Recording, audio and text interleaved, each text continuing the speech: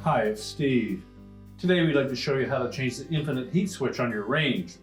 It's a really easy repair. Let me show you how we do it. Now before we begin this repair, the first thing we'll need to do is to disconnect power to the range. So either pull it far enough forward that you can unplug it, or locate the electrical panel, turn off the appropriate breaker, or remove the appropriate fuses. And once we've done that, we can start the repair.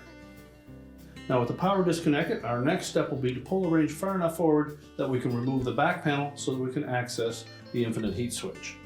So we're just going to go ahead and remove 10 screws that secure that back panel to the body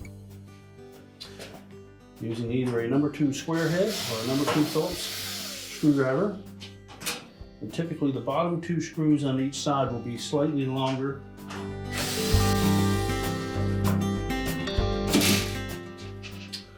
Then grasping both sides of that back panel, we're just going to flex it slightly so that we can untuck that lip at the very top.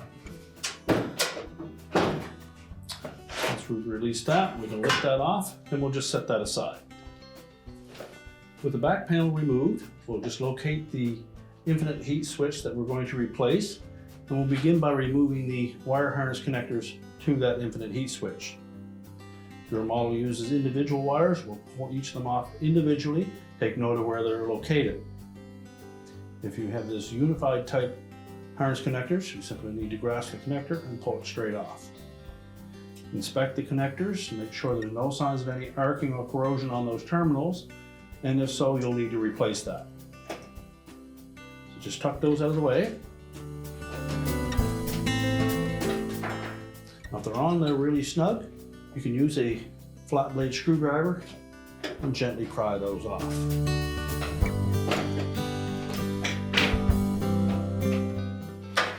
Now next we'll go back to the front of the console, remove the knob and the 2 mounting screws that secure that infinite heat switch to the control panel. So with the harness removed, we just need to remove the knob and the 2 mounting screws.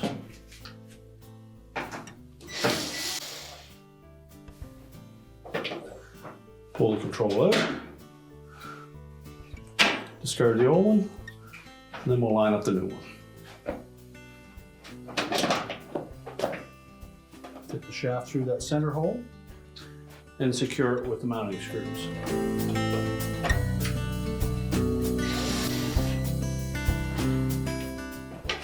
And then re-secure the knob.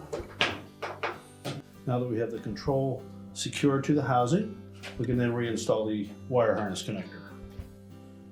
Make sure they're pressed firmly in place.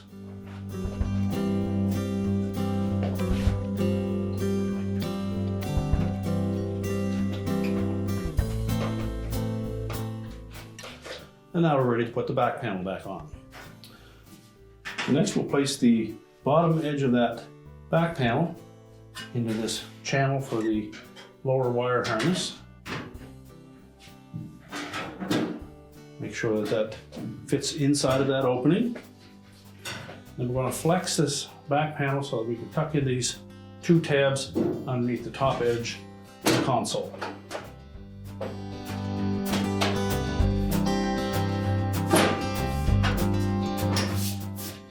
And now we're ready to secure it with the screws. Keep in mind the shorter screws went on the top.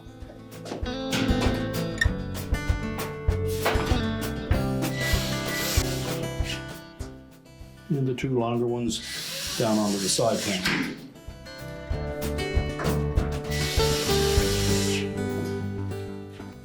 We'll repeat that for the opposite side.